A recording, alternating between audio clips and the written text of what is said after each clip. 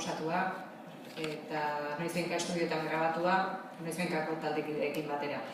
Diskoan, esan musikari gonbidatuak ere badaudela eta guztien artean osatu dutela historia honen soinu banda.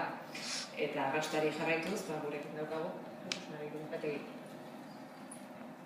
Zer esan horretik, bazkari bat egin ginen aratzen, 2015an, txaiak. Eta han laukote bat elkartu ginela, eta han izan zen, Arkaitzek baietz izan zuela liburuari, Antxonek aurkeztu zion.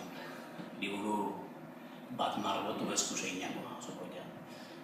Eta han ginen, lau ginen da.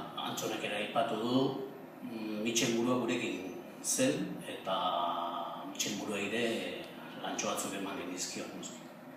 Eta esan nahi dut, kanpo arazoetako ministro izendatu genuela, eta geroztik horretan da bine. Bueno, liburu hona saltzen da esabi